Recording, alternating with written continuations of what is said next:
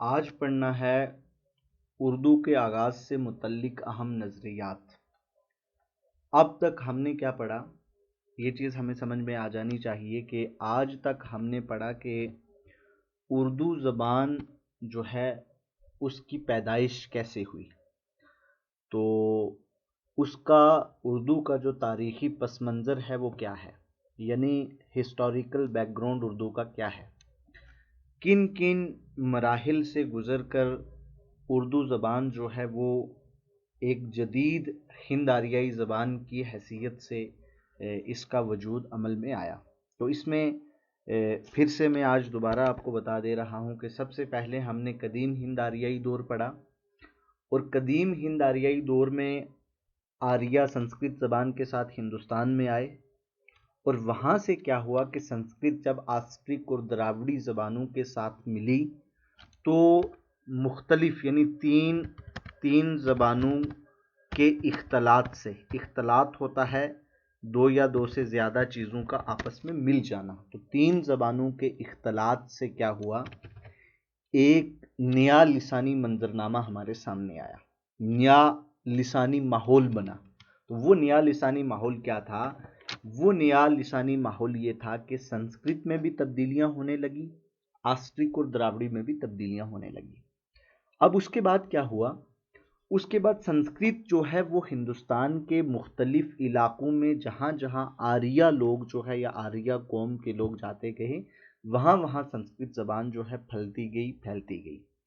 तो संस्कृत मुख्तलिफ इलाकों में, हिंदुस्तान के अलग अलग इलाकों में संस्कृत ज़बान में कुछ तब्दीलियाँ हुई। शुरू की तब्दीलियाँ मैंने आपको बताई थी, सबसे पहले उदेचिया, पराचिया और मध्य देशा।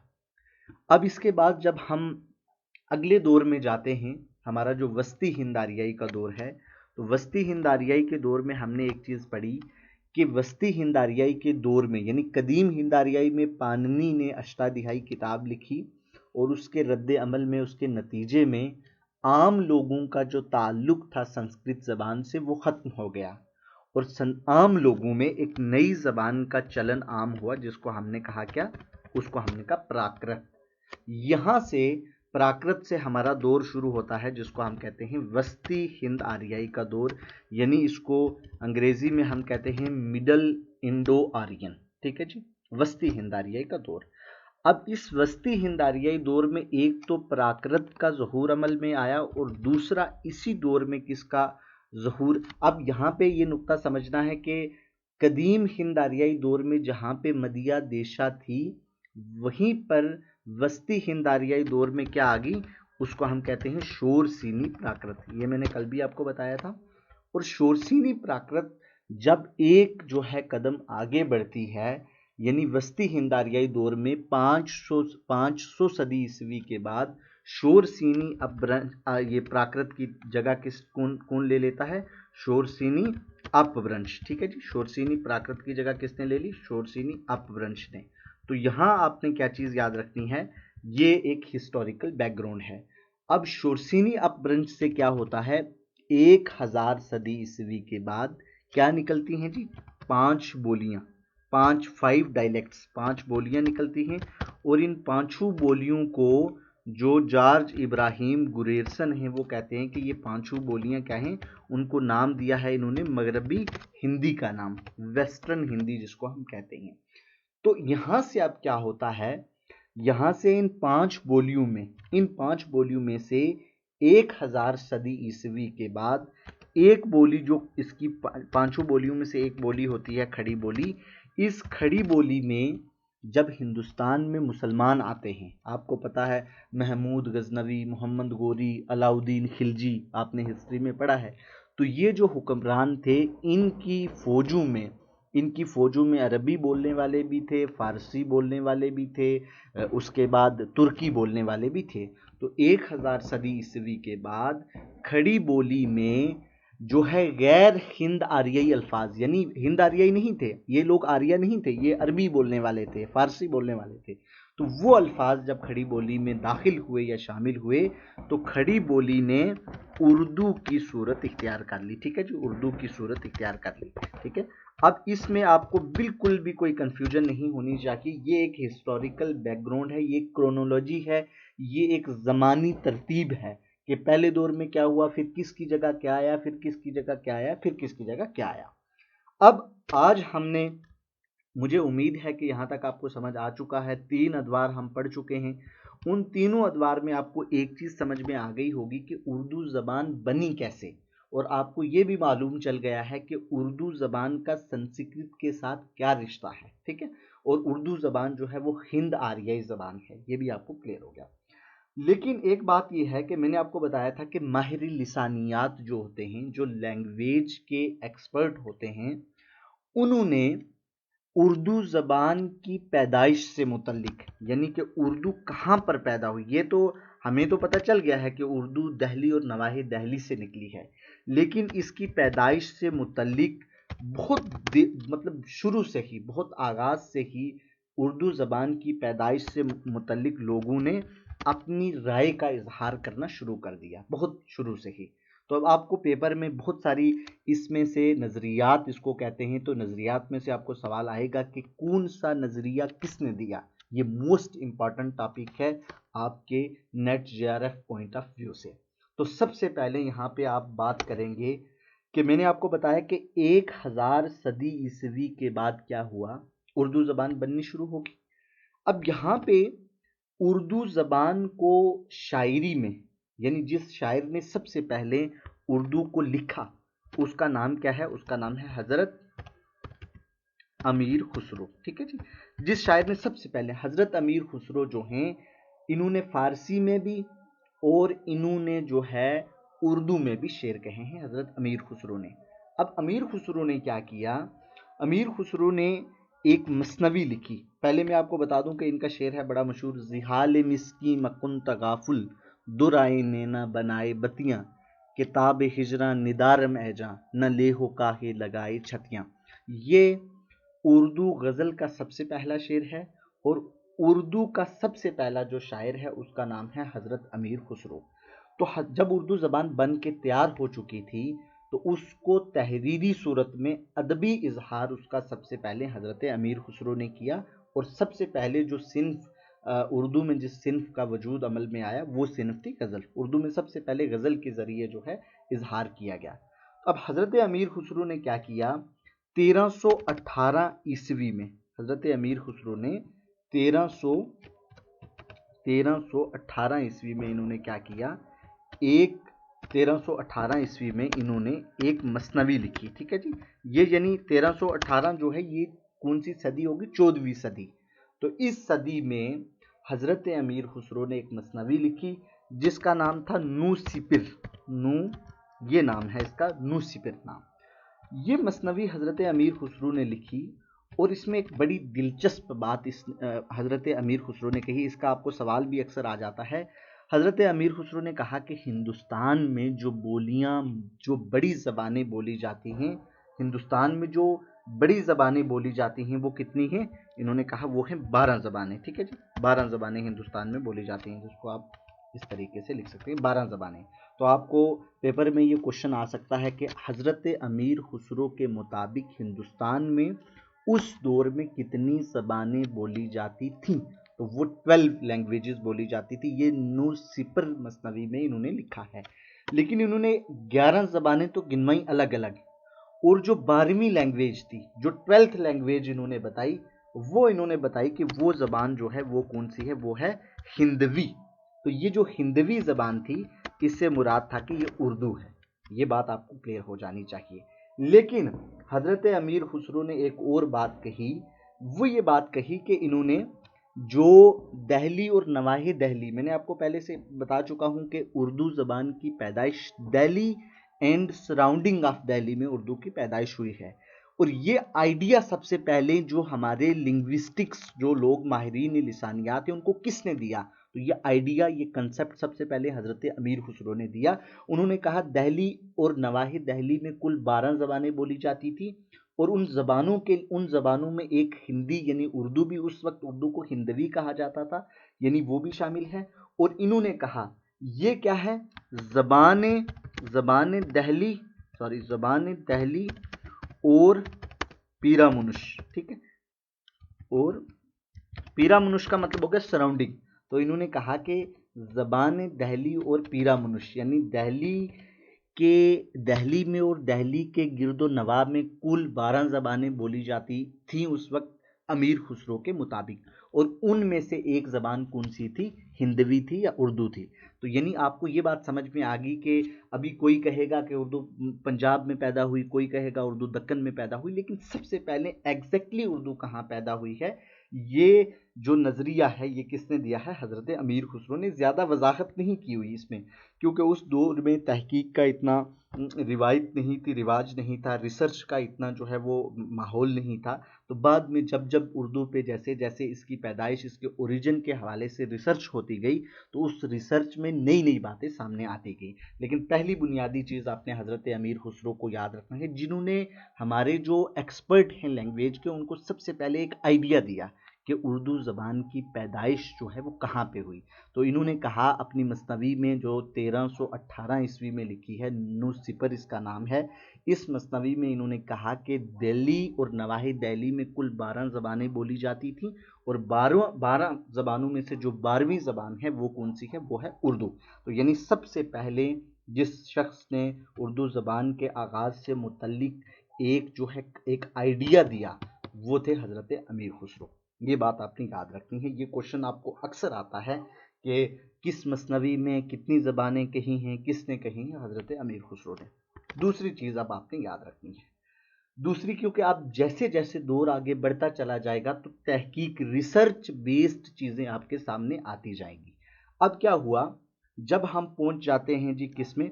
1800 में, ठीक है जी, 1800 में, सॉरी 1800 में पहुंचते हैं जब, ठीक है, यानी 19वीं सदी में। तो हज़रत अमीर खुसरो के बाद किसी ने ये नहीं सोचा 1819वीं सदी तक कि उर्दू कहाँ से आई, उर्दू क्यों बनी, तहकीक की कोई रिवायत नहीं थी, उतना ट्रेंड नहीं था। तो जो है कयास आराई पर अपने अपने नज़रियात लोग देते गए। लेकिन 1800, अब इसको अगर आप एग्जैक्ट फिगर आप याद रखना चाहते हैं तो ये एग्जैक्ट फिगर जो है ये क्या है? ये एग्जैक्ट फिगर है आपकी 1803, ठीक है, 1803। अब 1803 में क्या हुआ? 1803 में मीर अमन देहलवी का आपने नाम सुना होगा। ये बहुत मशहूर और फोर्ट विलियम कॉलेज के सबसे मशहूर अदीब, जिसने दास्तान लिखी है, मीर अमन देहलवी, जिन्होंने लिखी है दास्तान बागो बहार। तो मीर अमन देहलवी फोर्ट विलियम कॉलेज के सबसे मशहूर अदीब थे, और इनको कहा जाता था मुंशी। फोर्ट विलियम कॉलेज जब हम पढ़ेंगे तो इसकी पूरी तफसील मैं आपको बताऊंगा ये क्यों बना, और इसमें कौन कौन से लोगों ने काम किया, और उर्दू ज़बान के फ़रोग में इन लोगों का क्या किरदार है। तो 1803 में मीर अमन देहलवी ने बागो बहार किताब का तर्जुमा किया, ट्रांसलेशन की। बागो बहार एक दास्तान है, और इसके मुकदमे में, मुकदमा क्या होता है? जब किताब कोई लिखता है तो उस किताब के बारे में या किताब से मुतल्लिक कुछ अहम जो मालूमात होती है वो उसके जो अव्वलीन जो कुछ सफ़ात होते हैं उन पे दर्ज की जाती है। इनिशियल शुरू के जो पेजेस हैं उनको प्रीफेस या मुकदमा कहते हैं, किताब के बारे में मुकम्मल तफसील। उस मुकदमे में इन्होंने, मीर अमन देहलवी ने उर्दू ज़बान की पैदाइश से मुतल्लिक एक नज़रिया दिया। और वो नज़रिया इन्होंने क्या दिया? वो नज़रिया ये दिया कि उर्दू जो है, उर्दू मिलवा ज़बानों से बनी है। मिलवा, मिलवा मतलब बहुत सारी ज़बानों के मिलने से उर्दू मिलवा ज़बानों से बनी है, ठीक है, से पैदा हुई है। अब इनका नज़रिया एग्जैक्टली क्या है? हज़रत अमीर खुसरो का ये मानना है, आपने मुगलिया सल्तनत के बारे में सुना होगा कि मुगलिया सल्तनत का हिंदुस्तान में कितना बोलबाला रहा है। तो मुगलिया सल्तनत के बारे में ये कहते हैं कि जब हिंदुस्तान में मुगलिया सल्तनत का क़याम था, उसकी शान व शौकत के चर्चे पूरी दुनिया में थे। तो मुगलिया सल्तनत के शान व शौकत और मुगलिया सल्तनत के चर्चे, मुगलिया सल्तनत की शोहरत को लोग देखने के लिए पूरी दुनिया से आते थे हिंदुस्तान में, ठीक है जी। इनका मानना है ये कि पूरी दुनिया से लोग मुगलिया सल्तनत की शोहरत और मकबूलियत को देखने के लिए, मुगलिया सल्तनत की शोहरत और मकबूलियत को देखने के लिए लोग आते थे। और इन लोगों में क्या था? हर ज़बान, तुर्की बोलने वाले भी थे, फारसी बोले, यानी इन्होंने कहा कि मुख्तलिफ ज़बानें बोलने वाले लोग इनमें शामिल थे, मुख्तलिफ ज़बानें, दुनिया की मुख्तलिफ। तो ये कहते हैं कि ये जब लोग मुगलिया सल्तनत को देखने के लिए हिंदुस्तान में जमा होते थे तो मुख्तलिफ ज़बानों के मेल जोल से एक नई ज़बान बनी, जिस ज़बान को हम क्या कहते हैं, जिसको हम कहते हैं उर्दू। लेकिन ये जो मीर अमन दहलवी का नज़रिया है ये कोई तहकीक पर मुबनी नहीं है, कोई रिसर्च बेस्ड नहीं है, इसमें कोई ज़्यादा हकीकत पर मुबनी नहीं है, रियलिटी बेस्ड नहीं है, बल्कि इसको हम कहते हैं कि ये नज़रिया जो है ये कयास पर मुबनी है। कयास पर मुबनी, कयास हो गया अपना ख्याल दे देना कि मेरे ख्याल के मुताबिक ये हो सकता है। तो इन्होंने जब ये नज़रिया पेश किया है तो उसमें लिखा भी है कि कयास यही कहता है कि जब लोग मुगलिया सल्तनत को देखने के लिए हिंदुस्तान में आते थे तो उस वक्त मुख्तलिफ ज़बानें जब आपस में मिली तो उन मुख्तलिफ ज़बानों के आपस में मिलने से क्या हुआ, मुख्तलिफ ज़बानों के आपस में मिलने से एक नई ज़बान पैदा हुई, जिस ज़बान को हमने कहा ये ज़बान है उर्दू। तो यानी मीर अमन का नज़रिया आपको पता चल गया, इन्होंने क्या नज़रिया दिया है, वो कयास पर मुश्तमिल है या मुबनी है, और 1803 में दिया। किताब जो है वो उसका नाम है बागो बहार। आगे हम चलते हैं जी। अब 1803 के बाद हम सीधा पहुंच जाते हैं कहाँ पे, 1880 में। 3 के बाद हम सीधा चले जाते हैं कहाँ पे, 1880 में।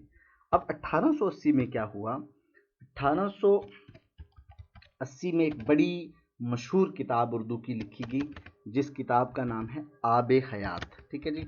आब हयात बुनियादी तौर पर ये उर्दू ज़बान के शायरों का एक तज़किरा है, यानी उर्दू के इसको 5 अदवार में तकसीम किया है, 5 अदवार में। ठीक है। तो हर दौर के शायर, यानी शुरू के कौन कौन से शायर हैं, फिर बाद में बाद के दौर के कौन से शायर हैं, तो मोमिन तक इन्होंने जो है शायरों की के हालात ज़िंदगी और उनकी शायरी के नमूने पेश किए हैं। कौन सी किताब, आब हयात। और ये किताब लिखी है उर्दू के बड़े मशहूर शायर भी हैं और अदीब भी हैं, जिनका नाम है मोहम्मद हुसैन आज़ाद। मोहम्मद हुसैन आज़ाद, ठीक है, इनको शम्सुल उलमा भी कहते हैं, शम्सुल उलमा मोहम्मद हुसैन आज़ाद।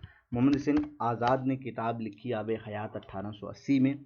इस किताब में इन्होंने लिखा, और ये सीधा सीधा जुमला आपको आता है कि इतनी बात, या इसको आप देख भी लेंगे, इतनी बात तो हर कोई जानता है, हर कोई जानता है, ठीक है, जानता है कि उर्दू ज़बान जो है, उर्दू ज़बान जो है, उर्दू ज़बान वो निकली है किससे, ब्रिज भाषा से।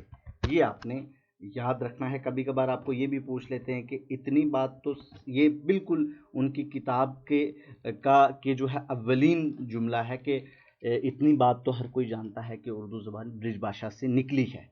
लेकिन आपको यही हूबहू अल्फाज आएंगे, आपको पूछा जाएगा कि ये अल्फाज किसके हैं, तो ब्रिज भाषा से उर्दू निकली है। ये नज़रिया है मोहम्मद हुसैन आज़ाद का, जिन्होंने आब हयात किताब लिखी है 1880 में। लेकिन इस नज़रिए को आप समझने, ये नज़रिया बेसिकली ब्रिज भाषा, जब हम पढ़ रहे थे मगरबी हिंदी की 5 बोलियों में एक ब्रिज भाषा भी है, तो उसमें आपने पढ़ा था कि जो हिंदी का बड़ा मशहूर शायर है सूरदास, उसकी शायरी भी इसी में है।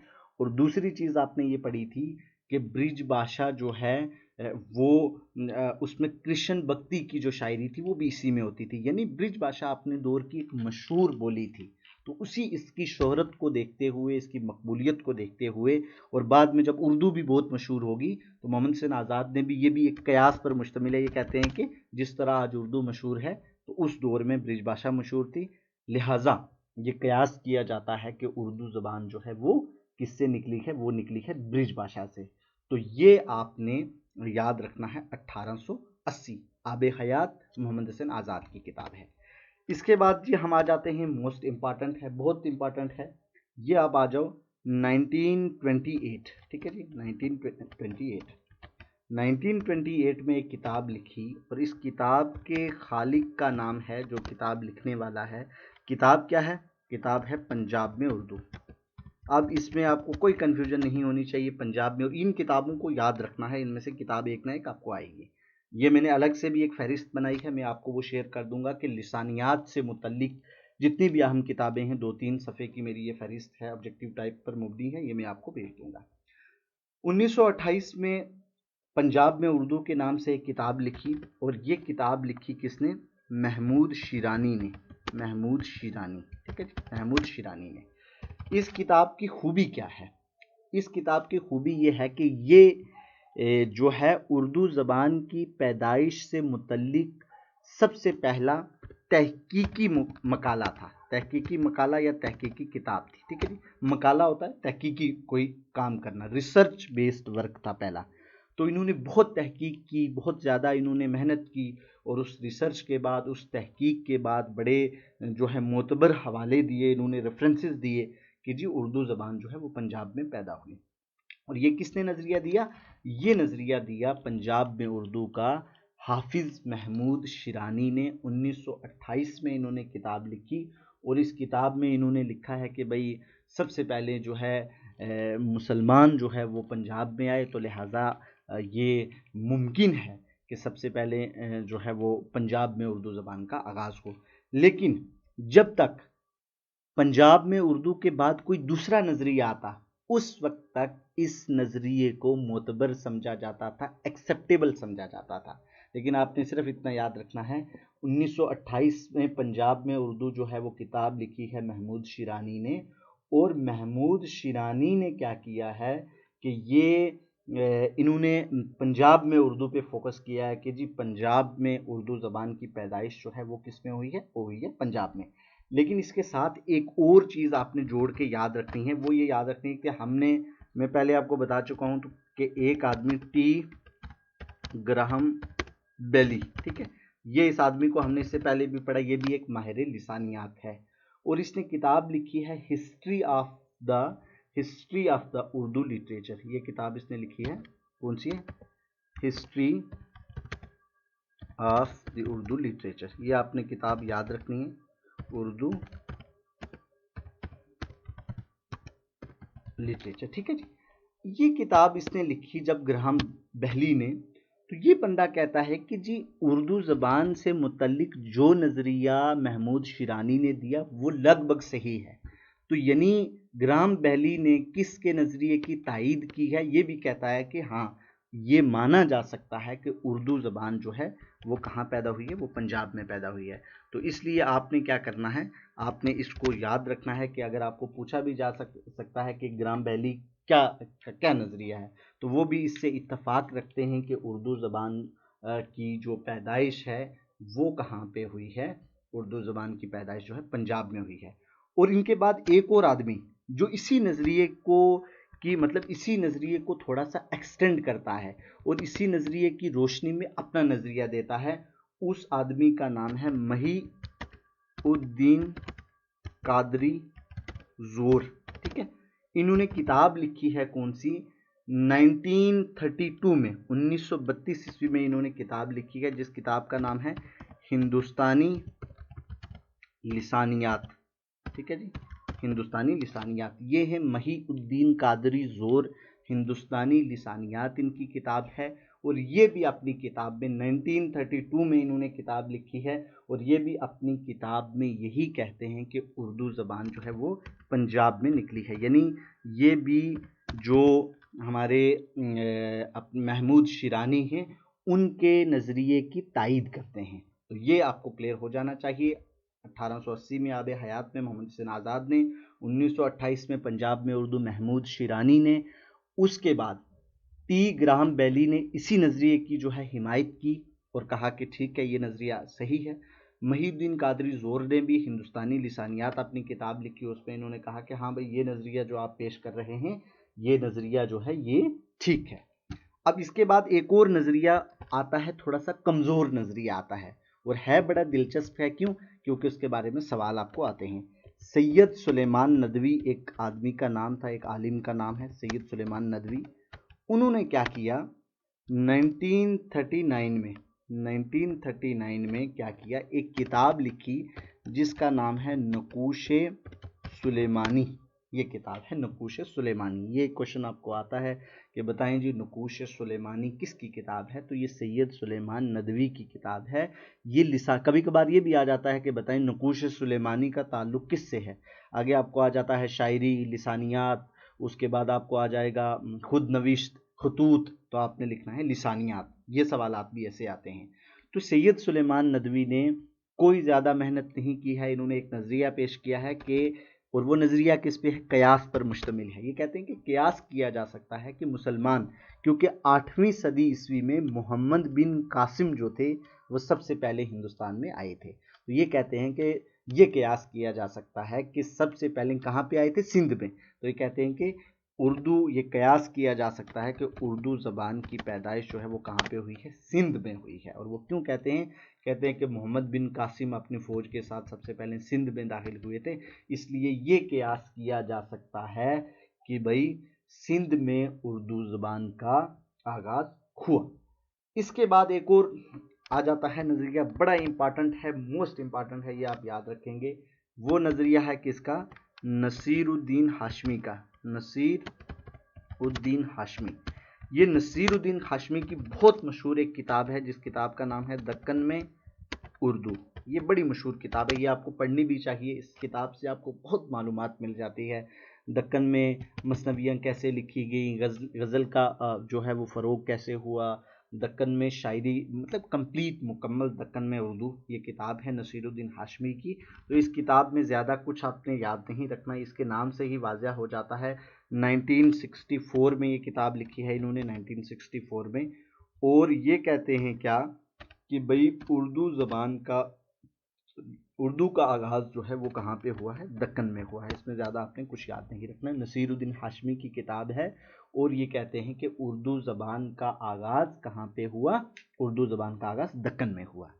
इसके बाद आप चलिए आगे हमारे दौर के, यानी उनका इंतकाल हो चुका है, लेकिन 19वीं 20वीं सदी के बहुत बड़े जो है वो नक़ाद भी रहे हैं, माहिर लिसानियात भी रहे हैं, मुहक्किक भी रहे हैं, रिसर्चर जिसको कहते हैं।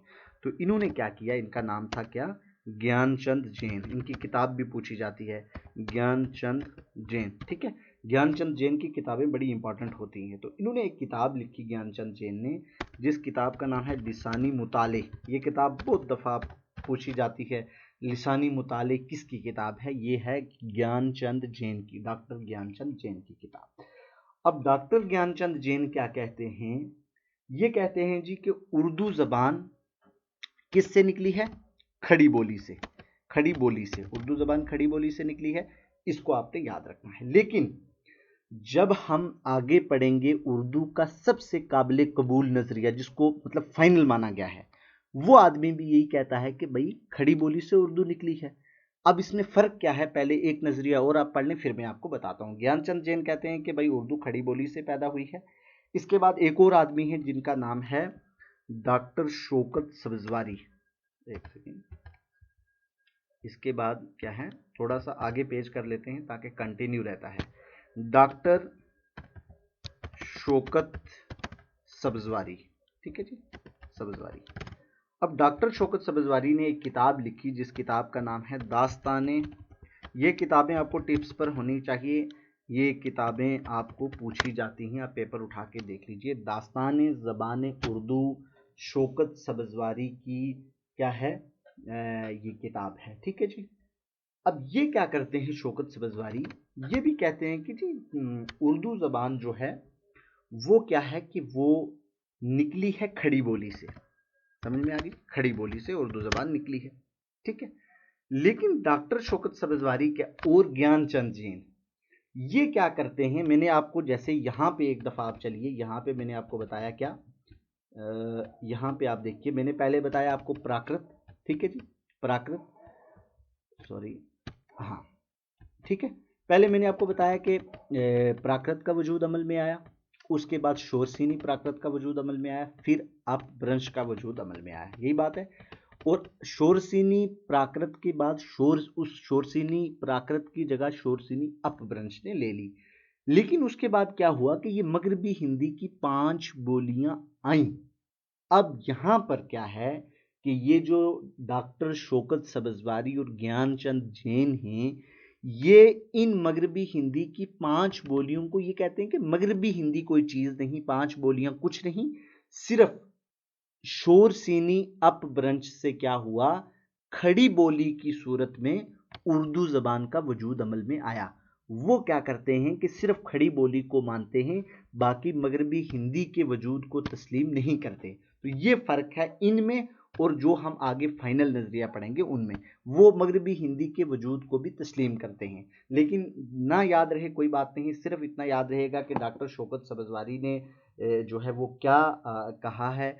इन्होंने कहा है कि खड़ी बोली से, और ये एक काम करते, ये क्या करते हैं, ये कहते हैं कि मगरबी अपभ्रंश, मगरबी अपभ्रंश से क्या हुआ है, ये कहते हैं कि उर्दू निकली है। मगरबी अपभ्रंश से फिर खड़ी बोली और उससे उर्दू निकल आई।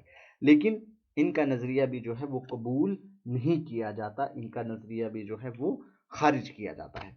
उसके बाद क्या होता है, डॉक्टर ज्ञानचंद जैन का जो नज़रिया है वो नज़रिया भी मतलब किसी हद तक हम मान सकते हैं, और डॉक्टर शौकत सब्ज़वारी का नज़रिया भी हम मान सकते हैं। लेकिन आपने ये चीज़ याद रखनी है कि ये क्या करते हैं, बीच में मगरबी हिंदी के वजूद को तस्लीम नहीं करते, मगरबी हिंदी के वजूद को ये कबूल नहीं करते। यही वजह है कि इनके नज़रियात बाद में क्या होता है, बाद में एक और नज़रिए को हम पढ़ेंगे, तो बाद में जब वो नज़रिया हमारे सामने आ जाता है तो उस नज़रिए के बाद जितने भी नज़रियात उर्दू ज़बान की पैदाइश से मुतल्लिक दिए होते हैं, वो तमाम के तमाम नज़रियात जो है वो मुस्तरद हो जाते हैं, रद्द हो जाते हैं।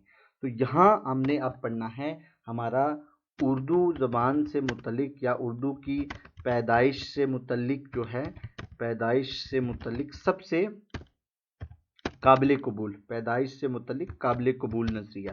काबिल कबूल यानी जिसको एक्सेप्ट किया गया है, जिसको चैलेंज नहीं किया गया। और वो नज़रिया क्या है, 1948 में एक किताब लिखी है, उस किताब का नाम है मुकदमा। ये किताब किसने लिखी है, प्रोफेसर मसूद हुसैन खान ने, ठीक है जी, प्रोफेसर मसूद हुसैन खान ने ये किताब लिखी है। और इस किताब का नाम है ये आपने बहुत ज़्यादा इसको याद रखना है, मुकदमा तारीख़ ज़बान उर्दू, ठीक है जी, मुकदमा तारीख़ ज़बान उर्दू। 1948 में ये किताब लिखी। और ये जो प्रोफेसर मसूद हुसैन खान है, ये सिर्फ हिंदुस्तान से नहीं बल्कि बैरून ममालिक इन्होंने जाके लिसानियात पर तहकीक की, लिसानियात पर बहुत सारे मकाले लिखे और पूरा रिसर्च के साथ ये साबित किया। और इन्होंने भी बेस किसको बनाया, जो अमीर खुसरो ने कहा था कि दहली की जो है, दहली और पीरामुनिश में जो ज़बानें हैं वो 12 हैं, उनमें से एक हिंदवी है और वही जो है उसी को इन्होंने बुनियाद बनाया। तो प्रोफेसर मसूद हुसैन खान ने क्या किया, मुकदमा तारीख़ ज़बान उर्दू लिखी। और इसमें ये कहते हैं कि उर्दू ज़बान जो है, उर्दू ज़बान कहाँ से पैदा हुई है, दहली और नवाहे दहली की बोलियों से, दहली और नवाहे दहली की बोलियों से। और वो बोलियां कौन सी मैंने आपको बताई हैं, 5 बोली। और उनमें से ये कहते हैं कि जो खड़ी बोली है उसने उर्दू का रूप इख्तियार कर लिया, खड़ी बोली ने। अब यहाँ पे एक बात आपने समझनी है कि शौकत सब्ज़वारी भी कहते हैं खड़ी बोली, लेकिन मसूद हुसैन खान के मुताबिक जो हमने अब तक हिस्ट्री पढ़ी, जो है मदिया देशा, उसके बाद शोर सीनी प्राकृत, उसके बाद शोर सीनी अपभ्रंश, फिर मगरबी हिंदी की 5 बोलियां, उनमें से खड़ी बोली। लेकिन जो डॉक्टर शौकत सब्ज़वारी हैं, ये मगरबी हिंदी की 5 बोलियों के वजूद को तस्लीम नहीं करते। इसी वजह से हमें सबसे ज़्यादा जो है अब तक का सबसे काबिल कबूल नज़रिया जो उर्दू ज़बान की पैदाइश से मुतल्लिक है, वो है किसका, प्रोफेसर मसूद हुसैन खान का। इन्होंने किताब लिखी है जिस किताब का नाम है तारीख़ ज़बान उर्दू। तो ये हमारे नज़रियात हैं उर्दू ज़बान की पैदाइश से मुतल्लिक, ये आपने याद रखने हैं। तो बाकी पेपर में इंशाल्लाह आपको नज़रियात के हवाले से इससे बाहर कोई भी चीज़ होपफुली नहीं आएगी।